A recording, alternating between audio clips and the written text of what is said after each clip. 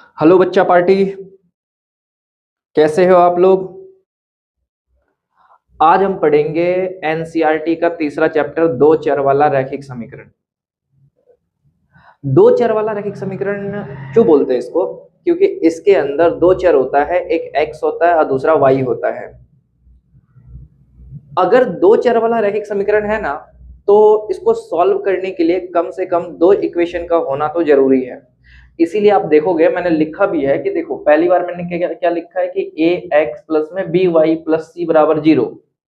लेकिन मैंने कितनी बार लिखा है पता है? दो बार लिखा है, एक बार ये और एक बार ये, क्योंकि हमको पता है कि अगर दो चर है ना, तो जितना चर होता है उतना समीकरण चाहिए सॉल्व करने के लिए। इधर दो है मतलब दो इक्वेशन चाहिए सॉल्व करने के लिए। अगर आप तीसरा चैप्टर पढ़ोगे तो इसके अंदर टोटल मिला के 5 से 6 टॉपिक्स हैं, वो आपको पढ़ना पड़ेगा।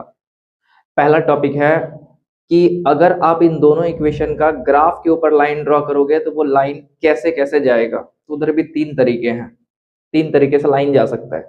पहले वो पढ़ेंगे, फिर हम इसका सीखेंगे कि सॉल्व कैसे करने, कितने तरीके हैं सॉल्व करने के। जैसे कि आप लोग देख रहे हो, मैंने पीछे लिखा भी है कि देखो सॉल्व करने के कितने तरीके हैं। पहला है ग्राफ्य विधि, दूसरा है विलोपन विधि, तीसरा है विस्थापन विधि, फिर चौथा है वज्र गुणनखंड विधि। जब आप इन तीनों टॉपिक्स में मास्टरी कर लोगे ना, मास्टरी का मतलब इतना कॉन्फिडेंस आ जाएगा कि आप देखते हैं यू कर दोगे क्वेश्चन यू। जैसे ये कॉन्फिडेंस आएगा, फिर हम सीखेंगे समीकरण कैसे बनाते हैं। देखो, समीकरण बनाने के लिए इतना इजी तरीका बता दूंगा ना आपको, एक चुटकी में आप समीकरण बना लोगे। क्वेश्चन देखोगे और आप क्लासीफाई कर लोगे, हाँ ये समीकरण है, ऐसे ही बनना है। बस आपको ना ये वीडियो देखते रहना है, पूरा देखना है। अगर आपको समीकरण नहीं आए ना समझ में, तो फिर आप चैनल को डिसलाइक कर देना, अनसब्सक्राइब कर देना चैनल को, मेरे को कोई दिक्कत नहीं है। अब मेरी बात सुनो। सबसे पहला टॉपिक हमारा क्या है कि ग्राफ के ऊपर कितने तरह से लाइन ड्रॉ होता है इन दोनों समीकरण का। ठीक है, चलिए। अगर आप ग्राफ की बात करोगे ना, तो इन सबको मिटा देता हूं, इनका तो कोई काम है नहीं ना। चलिए, आपको पता है कि अगर इन दो समीकरण का ग्राफ के ऊपर लाइन ड्रॉ करोगे ना, तो वो लाइन पता है कितने तरीके से आते हैं।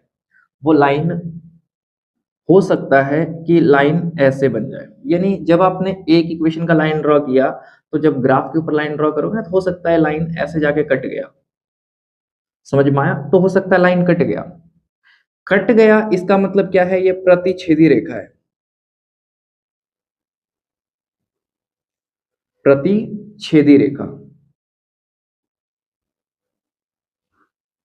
हो सकता है